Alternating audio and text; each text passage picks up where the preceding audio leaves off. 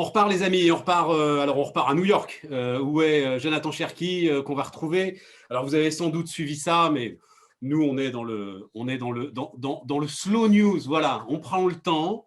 Et donc on retrouve Jonathan à la tête d'une entreprise fondée 2012, c'est ça, Content Square, hein, Jonathan? Tout à fait. Salut Stéphane. 2012, valorisé maintenant 2,8 milliards de dollars après une levée de fonds historique. On va y revenir. Jonathan, alors j'ai écrit dans les secrets du e-commerce, c'est-à-dire il faut décrire. Moi, je me souviens très bien de la première fois qu'on s'était parlé. En fait, tu étudiais le cheminement de la souris sur les pages des sites e-commerce. C'est ça, hein, Jonathan? C'est tout à fait ça. En fait, quand on avait démarré, on essayait de comprendre pourquoi un utilisateur quittait le site. Et quand on a analysé ce qui existait dans le marché, il y avait des solutions d'analytics qui permettaient de comprendre page par page où est-ce que l'utilisateur s'en allait, mais sans véritablement comprendre pourquoi il s'en allait, qu'est-ce qu'il faisait à l'intérieur de la page, qu'est-ce qui l'aimait, qu'est-ce qui attirait son attention, qu'est-ce qu'il faisait avant de cliquer dessus. C'est comme un magasin physique. Dans un magasin physique, on sait qui rentre, on sait qui sort, on ne sait pas vraiment ce qu'ils font à l'intérieur, mais ce n'est pas grave parce qu'il y a des vendeurs qui sont là pour voir ou aider. Online, on est aveugle. Et partant de ce constat-là, on a créé effectivement une solution qui, au départ, analysait le mouvement de la souris, qui désormais aussi analyse toutes les interactions sur les téléphones mobiles, parce que 80% des gens aujourd'hui consomment leur digital via… Non, mais c'est ça. Non, mais j'allais y aller. Mais je veux y aller feuille par feuille parce qu'à un moment aussi, parce que c'est ça qui est passionnant, c'est que j'ai suivi un petit peu les pivots et puis je vais être très franc, je ne comprenais pas toujours. Mais à un moment, je me souviens bien aussi, c'était nos yeux que tu regardais. Alors, la première approche avec les yeux, en fait, elle n'était pas très industrialisable. Parce que c'était quelques personnes qui regardaient des publicités. Sur un écran de télévision à ce moment-là, d'ailleurs. Hein. Oui, télévision et ordinateur. Mais on s'est rendu compte qu'il y avait plus d'améliorations à aller chercher que d'améliorer les publicités. Parce que si la publicité est géniale, mais que le site est pourri, ouais. Les gens s'en vont. Et donc, c'est comme ça qu'on est arrivé à vouloir comprendre ce qui se passait entre la publicité et le tunnel d'achat du site. Donc, l'idée de départ, elle n'est effectivement pas notre activité aujourd'hui au quotidien, même si elle est connexe. Alors, ça s'appelle le taux de transformation. Hein, ça reste ça aujourd'hui le cœur du manque d'efficacité relative du e-commerce. C'est-à-dire, c'est quoi le taux de transformation? Je crois que c'est 1-2%, pas beaucoup plus. Oui, tout à fait. On est de l'ordre de 2-3% aujourd'hui sur les sites web. Le ratio des gens qui arrivent sur un site et qui achètent, sur 100 personnes, 2 à 3 vont acheter. Là où dans les magasins physiques, on est plus sur des ratios de 25 à 30%. Donc, dans un monde qui devient de plus en plus digital, la nécessité d'améliorer ce ratio devient de plus en plus stratégique parce qu'il a un impact direct sur le business généré. Et ça touche toutes les verticales, tous les marchés, pas uniquement des marchés transactionnels. Hein. Ça va concerner l'automobile, le B2B, la banque, l'assurance. Tous veulent aussi améliorer l'expérience des utilisateurs en ligne parce que l'expérience, elle vient aussi définir la manière dont la marque se construit. Ouais, je comprends. Ah oui, c'est pas seulement l'acte d'achat. Tu analyses tous les comportements. C'est intéressant, la banque. Tu peux me raconter un petit peu là? Un des autres exemples, quand vous êtes sur un parcours ou une création de compte ou une inscription sur un formulaire, vous avez des points de friction, vous avez des difficultés. On s'est rendu compte que l'enjeu n'était pas uniquement d'améliorer le parcours ou d'optimiser les contenus des sites, mais d'essayer de comprendre quels étaient tous les éléments qui pouvaient influencer le process de décision pour pouvoir optimiser l'ensemble des dimensions du parcours. Et ça a aligner notre stratégie d'acquisition. C'est ce qu'on a fait, qu'on a racheté 4 sociétés ces 18 derniers mois pour analyser d'autres dimensions comme les produits, les prix, les problèmes techniques, les erreurs, les points de friction, le temps de chargement, afin de venir offrir une expérience optimum en tous sens. Mais si je prends le temps de chargement, par exemple, il est indépendant. Enfin, celui qui design sa page, il peut influer sur le temps de chargement selon qu'elle est plus ou moins lourde. Mais vas-y. Oui, non, tout à fait. Prenons l'exemple d'un contenu. On va pouvoir analyser si les gens, quand ils ont vu ce contenu-là, ou quand ils ont été exposés à une image, est-ce que derrière, ils ont cliqué sur l'image et ont converti pour mesurer la performance des contenus. Et il y a parfois des contenus qui sont peu vu, mais très engageant, ou inversement. Et là rentre la notion de temps de chargement. Peut-être qu'il y a des contenus qui n'ont pas beaucoup d'impact sur la conversion, mais qui sont très longs à charger, il faut les enlever. Ou un contenu qui est super en termes de conversion, mais finalement, on se rend compte qu'il est très lourd sur le chargement de l'impact et qu'il a un impact négatif. Donc, ça va aider à prioriser toutes les actions à mener sur le site pour une meilleure expérience. Mais c'est toujours par l'étude de la façon dont j'évolue sur la page. Ça reste ça aujourd'hui? Ça, c'est la dimension première sur comment vous naviguez. Sur le mobile, il n'y a pas de souris. Mais donc, oui. C'est les touches, les swipes, les zooms, le scroll. Quel écran vous voyez, puis quel autre écran vous regardez, à quel moment vous zoomez. Est-ce que les gens qui ont zoomé sur ce visuel se sont mis à cliquer dessus après, etc. C'est d'autres types d'informations. Et au fur et à mesure de l'histoire et du développement de Content Square, on est venu rajouter d'autres dimensions. Donc, les contenus des sites, les produits, le temps de chargement, tel qu'on vient de les décrire. Et alors, attends, parce que les prix, là, le pricing, alors il se trouve que moi, je me suis pris de passion cette année, je te l'avoue, là, pour le pricing et pour les pricing directors, etc. et tout.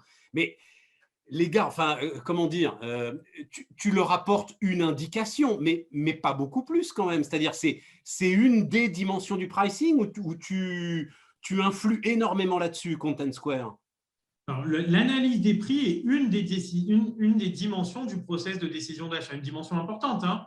D'ailleurs, parce que peut-être que le site est super, mais qu'un autre acteur propose le même produit à un bien meilleur prix. Ouais. Donc, spontanément, vous allez aller du coup l'acheter ailleurs. Ce qu'on va venir ici indiquer, c'est s'il y a un meilleur prix ailleurs. Et ça, les commerciaux le savent s'il y a un meilleur prix, Jonathan. Ils ont fait. La différence, c'est qu'on va venir apporter une solution industrielle pour pouvoir détecter des prix différents, des meilleurs produits, le contenu et agréger en fait toutes ces dimensions dans une seule et même plateforme parce que le prix est un des éléments, ce n'est pas le seul. Et donc, ça s'adresse à qui? Qui est-ce qui va analyser? C'est les commerciaux à la fin qui reçoivent… L'acheteur principal de la solution Content Square, ce sont les équipes en charge du e-commerce, du digital, du marketing. Les utilisateurs, ce sont les équipes en charge du contenu, de l'e-merchandising, de l'acquisition, de l'analytics, de l'IT aussi du site pour voir s'il n'y a pas des erreurs ou des problèmes rencontrés afin de réduire les frustrations. Mais sachant qu'aujourd'hui, enfin, c'est l'heure de l'omnicanal, donc en fait, l'ensemble des, je ne sais pas comment tu appelles ça toi-même, des recommandations que tu vas apporter aux experts e-commerce, si tu parles du pricing, si tu parles du design du produit, des choses comme ça, mais ça a des répercussions sur tout ce que fabrique l'entreprise, en fait, puisque… Tout à fait. Je vais aller plus loin, c'est que je pense que le meilleur moyen d'améliorer une entreprise est d'améliorer les gens qui y travaillent. Si chaque personne est capable en un clic de mesurer l'impact de sa décision sur la conversion ou le process de décision d'achat, on vient améliorer l'entreprise dans son ensemble, on vient désiloter les décisions et c'est pour ça qu'on est obsédé par la simplicité. On veut que chaque personne sans compétences techniques ou mathématiques puisse être capable de mesurer l'impact de sa production. Donc, on essaye toujours d'aller dans cette logique de one click pour pouvoir voir si la décision qui est prise est bonne ou pas bonne et prodiguer des recommandations afin de prioriser les actions à mener sur le site. Et ça peut aller même sur des simulations. Quand tu dis one click, je tente un truc, je simule un truc, je demande à Content Square comment ça va marcher? Alors justement, plus on a d'informations, plus on est capable de prédire le futur impact des changements réalisés. Plus on est capable d'apprendre de toutes les données qu'on collecte sur les sites de nos clients avec comme credo principal le respect de la vie privée. On ne traque pas des personnes, on mesure des comportements. Oui, c'est ça. Oui, et puis pour le coup, effectivement, comme c'est le comportement du doigt, on s'en fout de savoir quelle est l'identité de l'utilisateur. C'est ça. Qui vient, c'est pas notre approche. Tu n'as pas besoin d'avoir une catégorie socio-professionnelle ou un sexe ou quelque chose comme ça? Non, rien du tout. Je vais même plus loin. Je pense que le futur des sociétés dans lesquelles on vit feront du respect de la vie privée un pilier fort. Et donc, on y voit, nous, chez Content Square aussi, un élément de différenciation avancé en plus d'une conviction détaillée. On va même plus loin dans notre conviction et dans la manière dont on veut impacter le monde. C'est qu'on pense que le web devrait être accessible à tous. Et quand je dis à tous, ça concerne l'accessibilité des sites. Les personnes âgées, les malentendants, les personnes atteintes de déficit visuel. 70% des sites web ne sont pas accessibles. Il y a 1 milliard de personnes sur la planète qui ont des difficultés à accéder au contenu. Donc, on a racheté une société relative à l'accessibilité. On a récemment créé une fondation pour développer l'accessibilité numérique dans les écoles et les entreprises, parce que le web devrait être accessible à l'ensemble des utilisateurs et pas uniquement la cible première des marques. Et il ne peut pas y avoir une contradiction à un moment entre l'efficacité commerciale que tu promeus, l'augmentation du taux de transformation et le fait de rendre mon site accessible, de faire de l'inclusion commerciale presque, hein, c'est ça que tu nous décris là. Je dirais pas je pense pas qu'il y ait d'opposition. Je pense qu'en revanche, il y a un enjeu à traiter un certain nombre de sujets qui peuvent avoir un impact au-delà de l'impact transactionnel. Et Covid a été aussi un accélérateur de la digitalisation du monde qui amène aux marques de plus en plus de nouveaux segments d'utilisateurs qui arrivent sur leur site. Ouais. Donc, un vrai sujet à la fois d'impact business, mais aussi un sujet sociétal. Il y a 5 ans, Jonathan, une marque, elle disait « Mon site, il est responsive ». Ça voulait dire qu'il pouvait s'adapter à tous les devices. Bon. Et donc, toi, tu dis, dans 5 ans, peut-être même avant, la marque, il faudra qu'elle dise « Mon site, il est inclusif ». Et j'irai même plus loin, il devra être adapté pour chacun. Ouais, c'est ça. Personnalisé, tout en ayant un parfait respect de la vie privée. Donc, tu es à New York. Tu es parti à New York quand, d'ailleurs? Un peu moins de 4 ans. C'était obligatoire pour développer la boîte à cette vitesse-là? Je dirais qu'à ce moment-là, les États-Unis représentaient le plus gros marché en termes de e-commerce. Donc, dans notre ambition de devenir le numéro 1 mondial de notre activité, il fallait devenir plus grand dans le plus grand des marchés. C'est la raison pour laquelle je suis parti pour développer, pour prendre le lead et accélérer notre pénétration sur ce marché-là. Un des facteurs de développement aux États-Unis a été le rachat d'un de nos concurrents, société d'origine israélienne, dont 80% de son activité était aux États-Unis, qui a accéléré drastiquement notre pénétration sur ce marché. Aujourd'hui, 50% de notre activité est réalisée aux États-Unis. Et alors, parce que tu as la France a célébré la levée de fonds de Jonathan Cherki comme une victoire en Coupe du Monde. Tu en es visiblement très fier. Voilà. Tu as envoyé un petit mot, donc grand merci. Donc Cédric O, notre, je ne sais plus s'il est ministre ou secrétaire d'État, enfin peu importe, Cédric O, tout le monde sait qui c'est.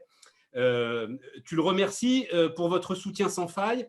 Fier de faire partie de l'écosystème French Tech. On continue tous ensemble. Voilà ce que tu écris. Mais est-ce que, enfin, tu vois ce que je veux dire, Jonathan? Est-ce que tu es encore dans l'écosystème French Tech? Alors, je pense que je le suis et je pense que je vais le rester pendant longtemps pour plusieurs raisons. Un, aujourd'hui, sur nos 800 collaborateurs, on en compte 350 en France. Deux, sur les plus de 200 collaborateurs qu'on a aujourd'hui en R&D, je dirais qu'il y en a 60-70% qui sont en France et on va multiplier par 3 la taille de nos équipes R&D dans les 3 prochaines années. Et 3, je vais plus loin, je pense qu'il y a un vrai avantage compétitif aujourd'hui à être français de par le rapport qualité, prix, loyauté de nos équipes, de nos ingénieurs, de notre formation, du soutien de l'État pour aider à développer les entreprises. J'ai été ravi de voir les retours qu'il y a eu suite à cette annonce, pas uniquement dans les montants, mais de sentir une véritable bienveillance de l'ensemble des acteurs à suivre et partager cette ambition. Et je pense qu'aujourd'hui, on fait face à une génération d'entrepreneurs français décomplexés qui ont envie d'avoir un impact encore plus fort dans le monde dans lequel on vit. Et la société aujourd'hui est une société française. Le headquarter, le siège social est aujourd'hui à Paris. Il n'y a pas de raison que ça ne le reste pas. Et on va continuer à investir beaucoup à travers le monde, mais également beaucoup en France. Non, donc, mais c'est très… Pour moi, je ne pas oublier d'où je viens, Stéphane. Non, oui. Et puis, alors, c'était certainement pas une clé. Moi, ça m'intéresse énormément. De la même façon qu'à un moment, à une toute autre échelle, le patron de Schneider Electric, mais lui, c'est 25 milliards de dollars, mais à un moment a dit je pars à Hong Kong parce que c'est là qu'est le marché, c'est là que je vais développer mon truc et ça n'enlève rien à la nationalité de l'entreprise. Voilà, tu tiens le même discours. N'empêche que le message quand même que tu envoies aux entrepreneurs, aux jeunes entrepreneurs, c'est à un moment pour conquérir le monde, il faut y aller. C'est plus compliqué de conquérir le monde depuis Paris que depuis New York, quoi qu'on en dise. Déjà, je recommande souvent de le conquérir au niveau local. mais la bataille business, elle se joue au niveau global. L'enjeu de développer certains territoires peut être stratégique pour certaines entreprises. Et vu l'importance du sujet pour Content Square, je voulais pouvoir y aller moi-même, le sentir personnellement, comprendre ce qui s'y passait. Donc, sans me poser de questions, une fois que je considérais que notre produit avait la capacité à s'industrialiser mondialement sans mettre à risque ce qu'on avait pu développer en France et à cette époque-là en Angleterre, j'ai décidé de partir pour pouvoir lancer nos activités là-bas. Merci Jonathan. Bonne route. Merci Stéphane et merci aussi pour ton soutien sans faille depuis le début. Hein. Ce n'est pas que celui de l'État, c'est aussi… ah bah oui, ah bah tu penses que j'y suis pour beaucoup de choses, oui, ça y a pas de problème. Merci Jonathan, merci infiniment. Jonathan Cherki, donc le patron de Content Square, qui était notre invité sur Bismart.